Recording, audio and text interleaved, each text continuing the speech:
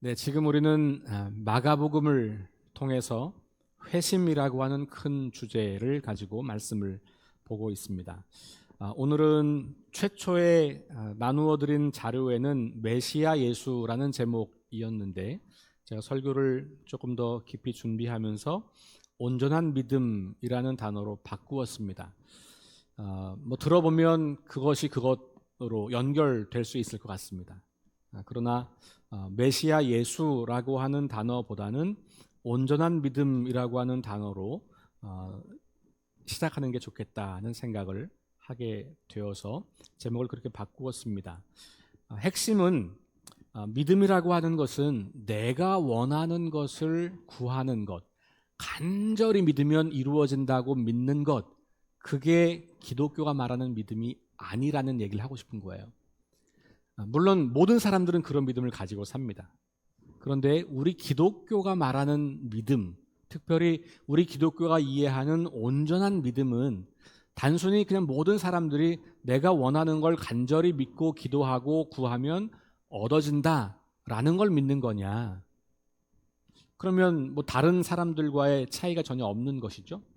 그건 모든 사람들이 기대하는 거잖아요. 특별히 현대 사회에서는 긍정의 힘, 시크릿, 꿈꾸는 다락방 이런 책들을 통해서 현대인들의 그 갈망, 내가 원하는 것들을 이루어내려고 하는 것들을 이야기하고 있거든요.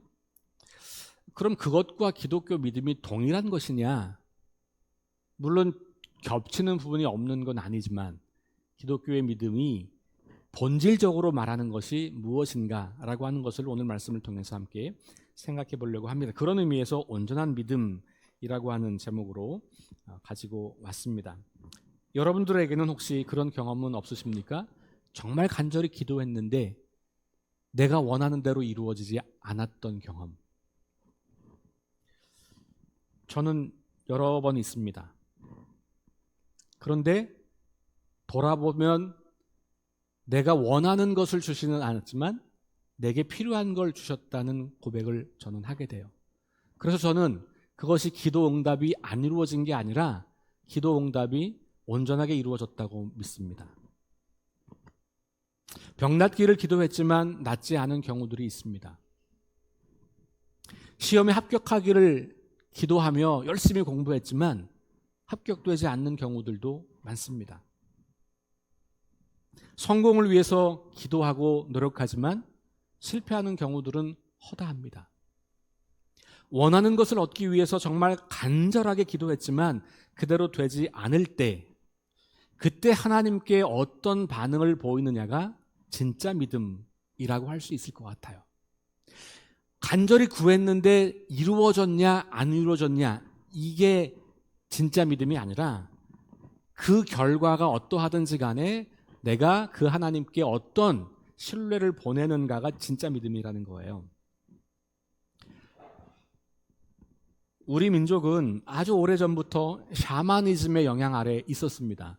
근데 우리 민족만 그런 거 아니에요. 인류 고대 원시 이 고대 사회는 다 그런 샤머니즘을 가지고 있잖아요. 그 샤머니즘의 핵심이 뭡니까?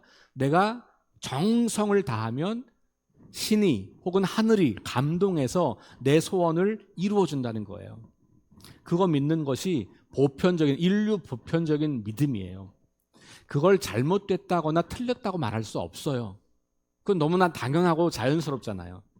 우리가 다 똑같이 그런 걸 원한단 말이죠. 그러니까 그거는 잘못이거나 그렇게 구하면 안 된다는 말을 하고 싶은 게 아니고 그건 모든 인간이 너무나 자연스럽게 사람들에게 생겨지는 마음이고 그렇게 기도하고 그렇게 원하는 것은 자연스러운 현상이지만 기독교의 믿음을 그것과 동일하게 말할 수는 없다. 그 얘기를 하고 싶은 거예요.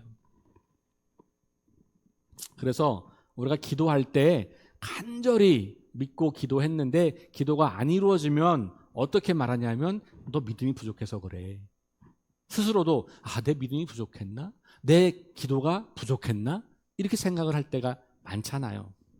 더 심하면 하나님이 왜 나를 버리시지? 하나님은 나를 사랑하지 않으시나? 라는 생각을 하게 되고 더 심하면 하나님은 없네. 그리고는 내 소원을 이루어줄 대상을 찾아서 떠나게 되잖아요. 이게 기독교의 믿음이란 말인가? 그렇지 않다는 거예요. 그러니까 우리가 간절히 믿고 기도해도 이루어지지 않는 현실 속에 우리가 살고 있는데, 그것을 믿음이 부족하다, 정성이 부족하다, 기도가 부족하다라고 말하면, 그러면 상처받거나, 아니면 나는 왜 내 기도는 안 들어주는데 쟤는 나보다 기도도 열심히 안 하고 나보다 믿음도 안 좋은 것 같은데 쟤는 되고, 화가 나잖아요. 이렇게 되는 이유가 뭐냐면 기독교의 믿음을 그것과 동일하다고 자꾸 우리가 생각하기 때문에 그런 거예요. 자, 다시 말씀드립니다. 그런 기도와 그런 마음이 나쁘거나 틀렸다고 말씀드리는 게 아니에요. 모든 사람은 그렇게 기도합니다. 그런데 우리 기독교가 말하는 기도와 기독교가 말하는 믿음은 그것보다 더 한 걸음 나가는 차원이 있다는 것을 말씀드리고 싶은 거예요. 오늘 말씀에는요, 피가 멈추지 않는 질병으로 12년 동안이나 고통을 당하던 한 여인이 등장합니다. 오늘 이 말씀은 마태복음에도 나오고 마가복음에도 나오고 누가복음에도 나오는, 이 세 복음서에 다 나오는 이야기예요. 율법에 의하면 이 여인은 부정하다고 여겨지는 여인이에요. 그래서 부정하기 때문에 사람들과 접근하면 안 돼요. 그가 만지면 그것도 다 부정 타는 거예요. 사람도 그와 교제하면 부정이 타요. 그러니까 이건 굉장히 육체적 질병만이 아니라 사회적으로 굉장한 고립을 주는 그런 문제인 거예요. 회당 모임에 절대로 참여할 수가 없습니다. 사람들이 모인 곳에 공개적으로 나갈 수가 없는 거예요. 사람들과 악수를 할 수도 없고 만질 수도 없고요. 이 여인이 만진 물건을 다른 사람이 만져서도 안 되는 거예요. 그게 레위기에 나오는 율법이에요. 그러니까 레위기에서는 피가 흐르고 있을 때 그때 부정하다고 보는 거거든요. 그래서 여인이 자연스럽게 생리적인 현상으로 피가 나는 것도 포함돼요. 출산을 해서 피가 날 때도 포함돼요. 그리고 이렇게 질병으로 피가 멈추지 않을 때도 똑같아요. 그러니까 그 기간 동안, 피가 멈추지 않는 그 기간 동안은 부정하다고 여겨지는 거죠. 그런 세상에서 살고 있는 겁니다.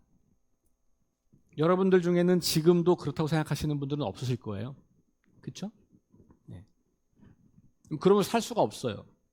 그러니까 이 레위기 율법을 문자 그대로 우리가 받아들이지 않습니다. 더 이상. 그렇게 강조하는 이유가 뭐냐? 그 시대에는 그렇게 했던 이유가 뭐냐? 그 원인, 그 목적, 그 마음, 그 생각을 우리가 배우는 거지 문자를 따라가는 건 아니거든요. 이걸 만약 문자로 따라가면 우리 여성들은 큰일 나는 거예요. 그 여성과 함께 있는 남자도 큰일 나는 거예요.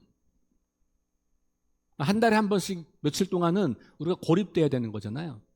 말이 안 되는 거예요. 어쨌든 근데 율법에, 이 레위기에는 그런 게 율법이었는데 그 의도가 뭐냐 하면 하나님께 어떻게 하면 거룩하게 나아갈까를 고심했던, 우리는 그 마음과 그 생각을 배우고 따라가려고 하는 것이죠. 어쨌든 자, 그렇다면 이 여인, 여러분 이 여인이라고 생각해 보세요. 오늘도 이 레위기 법이 그대로 문자대로 적용이 되어서 살아간다면 여러분들은 어떤 상황일 것 같으세요? 그런데 거기다가 이 여인처럼 12년 동안이나 피가 멈추지 않아서 12년 동안이나 사회적으로 고립된 삶을 살아야 돼요. 사람들이 자기가 그런 병이 있다는 걸 알면 만나지 않아요. 만약 이 여인이 결혼하기 전에 그랬다면 결혼할 수가 없어요. 만약에 이 여인이 결혼을 한 다음에 이 질병이 나타났다면 이건 이혼 사유예요. 정당한 이혼 사유입니다. 그러니 이 여인의 삶은 단순히 육체적 질병의 고통만 안고 있는 게 아니라는 것을 알게 돼요. 사실상 대부분의 육체적인 질병은 우리 마음과 정서와 영성에도 관련을 미치지만 이 여인의 이 질병, 특별히 이 당시 예수님 당시에 레위기 율법이 문자적으로 통용됐던 그 시대의 이 여인의 삶은 아마 우리는 상상할 수 없는 그런 어떤 좌절, 고통, 절망 이런 게 있었을 거예요. 거기다가 돈을 다 썼는데도 안 돼요. 더 이상 돈도 없어요. 이제 신통하다는 의사들 다 만나봤는데 불가능하다는 거예요. 이 절체절명의 위기 가운데 놓여 있는 겁니다. 이쯤 되면 하나님 나를 버렸다 생각하지 않을까요? 그렇죠. 이쯤 되면 세상에 아무도 나에게 소망이 될 수 없고 심지어 하나님조차도 나를 버렸거나 나는 하나님께 저주받은 인생이 아닐까라는 생각을 아마 할 겁니다. 그러니 이 여인의 이 상황은 정말 아무런 소망이 없고 기댈 데도 없고 어쩌면 그냥 차라리 빨리 일찍 죽는 게 낫지 않을까 하는 생각을 할 수밖에 없는 그런 여인이에요. 이런 상황에 있는 이 여인에게 소식이 들려와요. 예수님이라고 하는 분이 여기저기에서 병든 사람들을 고치고 심지어는 죽은 사람도 살리셨대. 근데 그분이 놀랍게 우리 동네 오신다는 거예요. 예수님이 지금 저 마포구에서 계신데 이쪽 서대문으로 오고 계시다는 거예요. 이 영천시장으로 오신다는 거예요. 그 사람들이 그냥 보니까 막 많은 무리들이 예수님을 따르면서 예수님이 오고 계신 행렬을 발견해요. 그곳에 가면 돼요, 안 돼요? 안 돼요. 그랬다가 내 상태가 발견되면 이건 큰일 나는 거예요. 그 사람들 틈 사이로 삐집고 들어가는 것 자체가 이 여인에게는 대단한 용기가 필요한 겁니다. 어떤 용기? 목숨을 걸어야 할 용기예요. 그 온 동네 사람들을 다 부정타게 만드는 거잖아요. 여러분, 무리들이 그렇게 막 혼잡하면 사람들 몸을 안 대고 어떻게 예수님께 가겠어요? 불가능한 이야기예요. 그러니까 예수님께 나아가려고 한다면 그 모든 사람들을 다 만지고 밀어내고 그 틈 사이로 들어가야만 가능한 얘기잖아요. 그러니까 이 여인은 그 사회적 통념으로는 절대로 할 수 없는, 해서는 안 되는 그런 일을 지금 하고 있는 겁니다. 왜 그럴까요?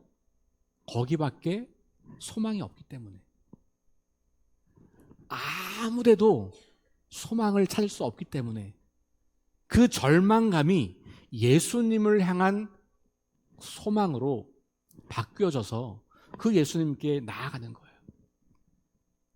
그런데 그렇다고 이 여인이 그러면 예수님 만지면 병이 나을 거다라고 하는 확신이 있었을까? 좀 생각해 볼 수 있어요. 그랬다더라도 소문은 많았지만 확신이라기보다는 저는 혹시 그럴지도 모른다. 그랬으면 좋겠다. 그래야만 된다라는 생각을 했겠죠. 그리고 그 예수님께 나아가는 겁니다. 그런데 사실 그 소문에서 핵심은 뭐냐 하면 병이 나았더라 이게 아니고 예수님이 누구신가라는 거예요. 지금 우리 새벽에 말씀을 들으시는 분들은 계속 제가 강조하는 것이지만 이 마가복음은 우리에게 예수님이 누구신가에 대한 시야를 점점 확장시켜주는 이야기예요. 그리고 제자들이 그 예수님이 누구신지를 조금씩 발견해가는 이야기예요. 그런데 재미있게도 마가복음은 처음부터 마지막까지 제자들은 믿음이 부족한 자들이라는 책망을 받습니다. 눈이 조금씩 열려지기는 해요. 처음에는 예수님을 선생, 그 당시 1세기 유대 사회에서 보통 특별하게 가르침을 하는 사람들을 선생, 유대인 선생, 혹은 랍비 이렇게 이야기하는 그런 사람으로 이해를 했다가 예수님을 따를 때도 그냥 그 정도로 따른 거예요. 나를 따르라 그렇게 했을 때. 그런데 조금 지나서 기적을 행하고 능력을 행하는 걸 보면서 이분이 구약에서 보였던 선지자들이 아닐까?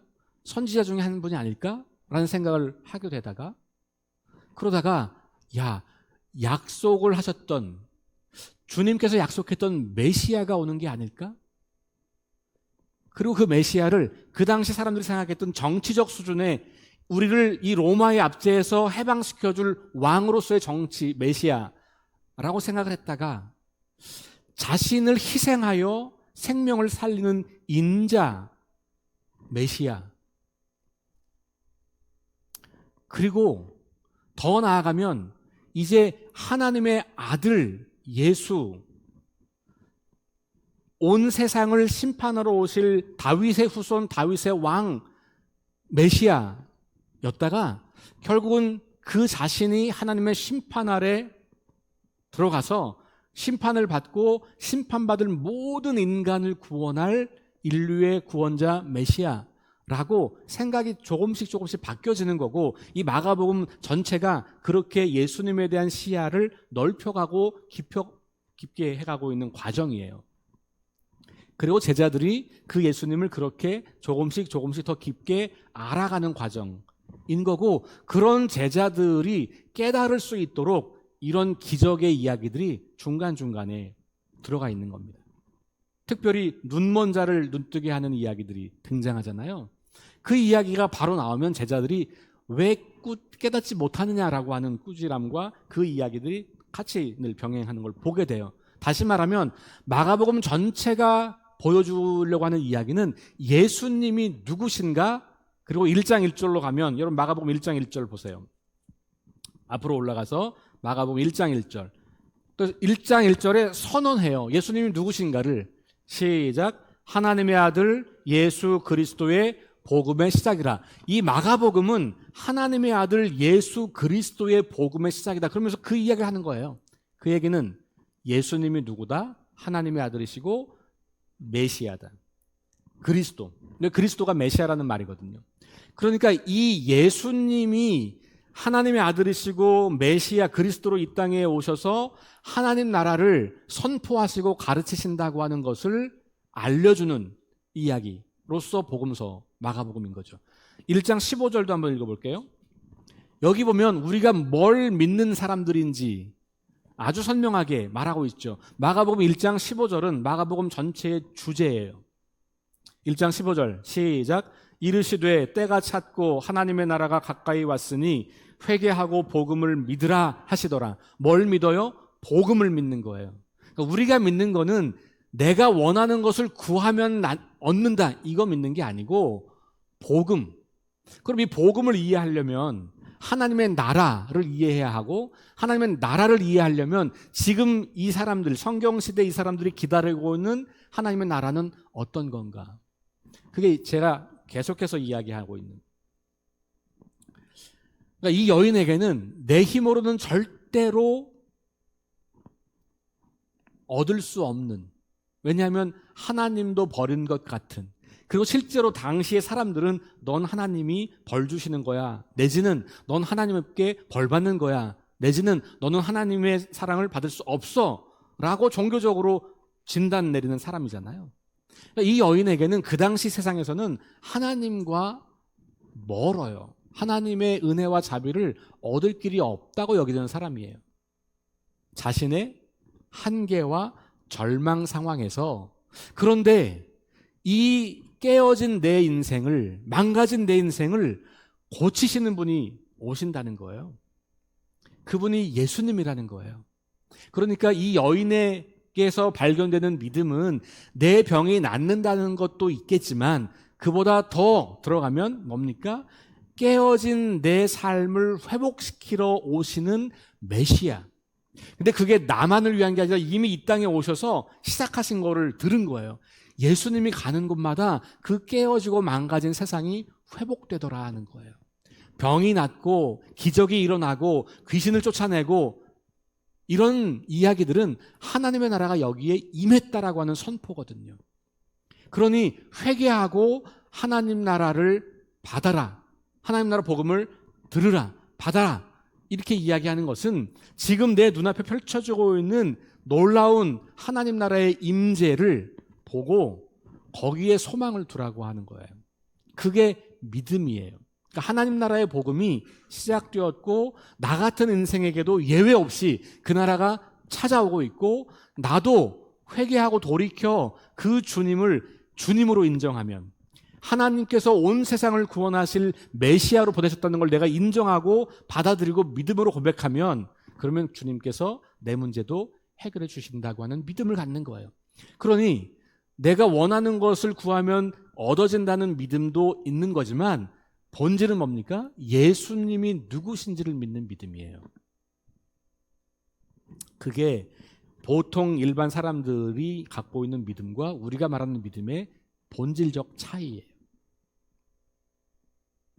우리도 교회를 처음 나올 때는 사실은 내가 원하는 것을 얻기 위한 목적으로 교회를 나오는 경우도 많아요. 그걸 나쁘다고 할 수 없어요. 왜냐하면 하나님 그렇게 하실 수 있는 분이니까. 그런데 우리가 그렇게 믿음을 갖기 시작했지만 하나님을, 예수님을 인격적으로 알아가고 만나면서 그분이 누구신지에 대한 믿음이 더욱더 분명해지는 것이 회심을 하고 믿음이 온전해져가는 과정이에요. 자, 그러면 중요한 차이가 있는 거예요. 이게 뭐냐 하면 내가 원하는 것을 구하면 그것을 준다. 요것을 믿는 것은 내가 주인인 거예요. 내가 주인. 내가 간절히 기도해서 하나님을 움직여서 내가 원하는 걸 얻어내는 겁니다. 그러니까 여기는 하나님이 주인이 아니고 내가 주인이에요. 그래서 그렇게 했는데 안 되면 어떻게 해요? 다른 대상으로 가서 그걸 원하는 거잖아요. 그렇게 안 되면 하나님께 화가 나는 거잖아요. 하나님이 하나님이라는 것, 하나님이 온 세상의 주인이라는 것을 인정하지 않아요. 그럼 어떻게 돼요? 내가 달라는데 왜 안 주는 거예요?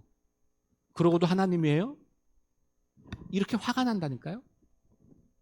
그거는 내가 그 하나님을 내 목적을 이루려고 하는 수단으로 이용하는 것이지 하나님에 대한 신뢰가 있는 게 아닌 거예요. 하나님을 정말 신뢰한다면 내가 원하는 것이 이루어지지 않았을 때 여전히 하나님을 내 삶의 주인으로, 온 세상의 주인으로 인정하고 고백하는 믿음을 갖는 것. 그래서 그것이 믿음의 본질이라는 거예요. 말씀드렸던 것처럼 저 개인적으로는 정말 간절히 원했지만 이루어지지 않은, 내가 원하는 대로 이루어지지 않은 일들이 많이 있습니다. 대표적인 것은요, 제 조카가 3살도 안 됐을 때 세상을 떠난 일이에요. 말이 안 되잖아요. 걔가 죄가 있으면 얼마나 죄가 있겠어요. 죄인이어서 죽어야 된다면 내가 죽어야지. 그렇지 않습니까? 우리 아버지가 암으로 투병하실 때, 아니 세상에 어느 자식이 아버지의 병 앞에서 간절한 기도가 안 나오겠습니까? 그 아버지가 병으로 돌아가셨다고 해서 하나님이 안 계시거나 아니면 내 믿음이 부족하거나 내 정성이 부족하다고 어떻게 말할 수 있겠어요? 그런 일이 있어요. 왜 그런 일이 있는가? 하나님이 살아계시지 않아서가 아니라 이 세상이 깨어지고 망가졌기 때문에 그런 거예요. 아직 하나님 나라가 완성되지 않았기 때문에 그런 거예요. 그러니까 여러분, 하나님의 나라 일을 이해하면 깨어지고 망가진 세상에서 여전히 고통할 수밖에 없고 여전히 고난 속에 있을 수밖에 없고 우리가 간절히 기도해도 응답되지 않는 기도가, 내가 원하는 대로 응답되지 않는 기도가 있을 수밖에 없다는 사실을 알게 돼요. 그게 하나님 나라의 실체를 알면 그런 거예요. 하나님 나라가 아직 완성되지 않았기 때문에 나중에 완성된 나라에서는 그 모든 것들이 다 해결되는 거잖아요. 그러니 우리가 지금 살고 있는 이 땅은 여전히 하나님 나라가 시작되었지만 완성되지 않은 세상이어서 때로 하나님께서 원하시면 우리에게 기적 같은 일을 나타내 보이셔서 그렇게 우리의 기도에 응답해 주시지만 때로 하나님의 계획 안에서 그것보다는 그 다른 방식으로 그 일이 이루어지는 것이 뜻이라면 하나님 그렇게 행하지 않으실 거예요. 그걸 믿는 겁니다. 하나님 나라 복음을 믿는다고 하는 것은 그런 거예요. 예수님이 무능해서가 아니라, 하나님이 힘이 없어서가 아니라, 우리를 사랑하지 않아서가 아니라 우리는 알지 못하지만 하나님의 신비한 그 계획 안에는 우리의 생각과 계획보다 크신 하나님의 뜻이 있다는 것을 믿는 거예요. 그게 바로 우리는 피조물이고 하나님은 하나님인 게 되는 거죠. 내가 원하는 대로 다 되면 내가 하나님이지 그게 어떻게 하나님이 하나님이에요. 그러니까 가장 큰 차이는 뭐냐? 내가 원하는 걸 얻어내기 위해서 기도하는 것을 하지 말란 얘기가 아니에요. 우리는 그렇게 기도합니다. 할 수밖에 없어요. 그게 그 사람을 향한 혹은 내 상황에서 내가 할 수 있는 최선의 일이기 때문에 그렇게 기도하죠. 그런데 하나님께서 때로는 그 기도에 응답하지 않을 수도 있다는 사실을 인정하는 거예요. 아니, 정확히 말하면 다른 방식으로 응답하신다는 걸 믿는 거죠. 응답하지 않는 게 아니잖아요. 여러분, 애기들이 떼쓰면 다 들어주시나요? 어때요? 떼쓰고 울면 다 들어줘요? 우리 이렇게 백화점 같은 데 가면 뭐 3살 된 애기가 바닥에 누워서 막 울부짖으면서 뭐 막 사내라고 막 떼쓰잖아요. 그죠? 거기에 지면 계속 이제 부모는 휘둘리게 되는 거죠. 거기에 앉으면 부모가 되고 자식이 돼요. 근데 거기에 지기 시작하면 어느 날 이 자식은 그 일을 통해서 부모를 통제하고 조종하게 되는 거거든요. 우리가 하나님을 그렇게 조종할 수 있다고 생각하는 순간 우리는 하나님 믿는 게 아니고요. 내가 왕으로 사는 거예요. 그래서 우리는 교회 안에 머물며 있고 기도하고 열심히 종교 활동을 하면서도 결국은 내가 하나님이 되어서 하나님을 부리고 싶은 욕망이 우리 안에 있을 수도 있다라는 것이죠. 자, 여러분 상상해 보세요. 오늘 이 본문 안에서 예수님의 옷에 손을 댄 사람이 이 여인밖에 없었을까요? 많습니다. 그러니까 제자가 이야기하잖아요. 누가 만졌냐 그러니까 제자가 아니 예수님 이렇게 사람들이 많이 막 밀면서 다 손대고 있는데 그걸 우리가 어떻게 안다고 그걸 찾으라고 합니까? 이렇게 불평하는 거거든요. 이 제자들이. 실제로 예수님 당시와 바울 당시까지도 아니 지금까지도 능력을 나타내는 사람들의 손만 붙잡아도 아니면 그분 옷깃만 만져도 그래도 병이 나을 수 있다는 믿음을 갖는 사람들은 많아요. 그리고 그건 일반적이에요. 그러니 이날도 이 여인만이 아니라 무수히 많은 사람들이 예수님 가까이 와가지고 손을 댔을 거라고요. 그리고 그런 일들은 복음서에 보면 여러 차례 등장합니다. 그러니까 이 여인만 만졌다고 볼 수가 없어요. 근데 이 여인만 치유가 됐어요. 오늘 본문에서는. 물론 다른 본문에서는 손을 댄 자가 다 나았다 이런 본문도 있습니다. 그러면 우리가 생각해 봐야 돼요. 믿음, 여기서 이 여인의 믿음이 뭐였냐? 다른 사람들도 그런 기대를 가지고 다 만졌을 텐데 이 여인의 믿음은 예수에 관한 소문을 들었다는 거고 예수에 관한 소문에서 핵심은 예수가 메시아일 수 있다라고 하는 거예요. 그리고 그것에 대한 믿음. 그러면 지금 이 깨어진 세상을 회복하고 온 세상을 하나님의 나라로 바꾸실 그분이 오시고 있다는 거고 내가 그분 앞에 가면 온 세상을 회복하실 그분이기 때문에 내 질병도 해결될 수 있다고 하는 것으로 연결되는 거죠. 이 두 가지가 그래서 같은 것처럼 보이지만 굉장히 다른 차원이 있다는 것을 우리가 보게 되는 겁니다. 사랑하는 여러분, 오늘 저는 온전한 믿음 혹은 좋은 기도 이런 이야기를 좀 하고 싶은 거예요. 온전한 믿음이라는 게 뭐냐? 내가 원하는 것을 간절히 기도하면 얻어내는 것, 그게 온전한 믿음이 아니라 그건 믿음의 출발점일 수는 있어요. 그런데 우리가 성경을 통해서 예수님을 알아가고 하나님이 어떤 분인지를 알아가고 그러면서 우리에게 점점점 깊어지는 믿음은 예수님께서 하나님이 보내신 메시아구나. 예수님께서 온 세상을 구원하실 구원자구나. 하나님이 온 세상의 주인이시구나. 성령께서 지금도 우리와 함께 하시고 우리의 삶을 인도하셔서 우리를 하나님의 뜻 가운데로 인도하시는 분이구나 라고 하는 것을 믿는 믿음. 여기까지 가야 이게 진정한 믿음, 온전한 믿음이에요. 마가복음의 마지막 장면은요, 제자들이 부활했다는 예수님의 소식을 안 믿어요. 마가복음만 그런 게 아니고 다른 복음서도 그렇잖아요. 복음서의 마지막은 예수님의 제자들이요, 예수님 부활했다는 소식을 안 믿어요. 근데 그 제자들이 나중에는 목숨을 걸고 복음을 전하잖아요. 예수님 부활했다고 전하잖아요. 그게 언제입니까? 사도행전으로 넘어가서예요. 그 얘기는 뭔가요? 복음서에서 예수님의 제자들은 계속해서 믿음이 온전해져가는 과정 중에 있는 사람들인 거예요. 그런데 예수님의 부활을 목격하고 나서 그 부활 사건 이후에 목숨을 걸어요. 내가 목숨을 걸어도 이게 끝이 아니라는 걸 믿기 시작한 거죠. 내가 예수님 전하다가 죽어도 이거는 억울한 게 아닌 걸 알게 된 거예요. 예수님을 전하다가 내가 순교의 죽음을, 예수님처럼 십자가 달려 죽는다 하더라도 하나님의 그 사랑에서 내가 끊어질 수 없다고 하는 그 강력한 부활 신앙을 갖게 된 거죠. 그래서 어느 날 갑자기 문을 열고 너희가 죽인 예수를 하나님께서 살리셨다 선포하기 시작합니다. 그것이 오늘날 교회가 여기까지 오게 된 계기예요. 두 가지. 제자들의 믿음이 그렇게 온전하지 않았는데도 예수님은 제자들을 버리지 않으셨다는 거. 저 이거 굉장히 중요한 부분이라고 생각해요. 우리 믿음이 연약하고 우리 믿음이 온전하지 않은다 할지라도 하나님이 우리를 버리지 않으세요. 그리고 계속해서 우리가 하나님이 누구신지를 알아가기를 기대하시고 원하세요. 우리가 정말로 그 주님이 누군지를 알았다면 거기에 반응하기를 원하세요. 아주 작은 이 여인에게는 예수님이 메시아라고 하는 확신이 있었던 건 아닌 것 같아요. 그러나 어쩌면 예수님이 메시아일지 모르겠어 라고 하는 그 작은 믿음이에요. 예수님 말씀하신 겨자씨 같은 믿음. 그러니까 우리가 큰 믿음이 있어야 쓰임받는 게 아니고 큰 믿음이 있어야 기도 응답되는 게 아닌 거예요. 겨자씨만한 믿음만 있어도 그 믿음에 내가 온전한 반응을 하기 시작하면 그 믿음으로 주님은 우리를 쓰시기도 하고 고치시기도 하고 새롭게 하시기도 하고 하신다는 거죠. 자, 간절히 구하면 병이 나을 것을 믿는 믿음에서 시작하지만 예수님이 메시아라고 하는 믿음까지 가는 것, 이것이 우리 교회가 말하는, 기독교가 말하는 온전한 믿음을 향해 가는 걸음이라고 하는 겁니다. 다시 강조합니다. 간절히 기도하면 나을 수 있다고 믿는 믿음은 자칫 내가 모든 것을 통제하려고 하는 욕망일 수 있다는 거예요.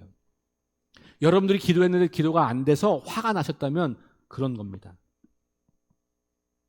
여러분들이 기도했는데 기도 한대로 안 됐기 때문에 하나님 없다고 생각한다면 그러면 여러분들이 하나님이 되고 싶은 겁니다.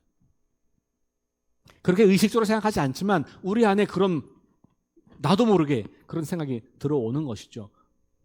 하나님을 나의 통제 아래 두고 내가 조종하고 내가 통제하고 싶은 마음이 있는 거. 이런 믿음을 가진 사람은 기도한 대로 이루어지지 않을 때 말씀드린 것처럼 부정하고 분노하고 떠나고 이렇게 되는 거죠. 하나님을 주인으로 인정하는 믿음이 아니라 자신의 소원을 이루어주는 수단으로 여기기 때문에 그런 거예요. 예수님이 하나님의 아들이며 메시아인 것을 믿는 사람은 자기가 원하는 것이 있을 때 정말로 간절하게 기도합니다. 그런데 그것이 응답되지 않을 때에도 여전히 하나님을 신뢰합니다. 그 순간에 길이 보이진 않아요. 바로 깨달아서 이것 때문에 이렇게는 되지 않아요. 시간이 지나야 그렇게 깨달아지죠. 그런데 신뢰하는 거예요. 내가 지금은 알지 못하지만, 내가 지금은 깨닫지 못하지만, 내가 지금은 내가 원하는 대로 되어지지 않았지만 여기에도 분명히 하나님께서 나를 통해서 이루고 싶은 뜻이 있을 거야. 나를 어떻게 하나님께서 이끌어 가시는지 기대하고 신뢰하며 따라가 봐야지 라고 상황을 이해하는 거예요.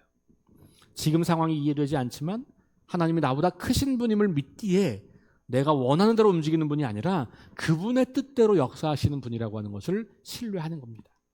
온전한 믿음은 하나님을 우리의 주인으로 인정하는 것, 예수님이 하나님의 아들이시며 온 세상을 회복하실 메시아임을 믿는 것, 그래서 그 믿음 때문에 우리의 문제를 간구하고 간절히 요청하는 것, 그것이 우리의 믿음인 거죠.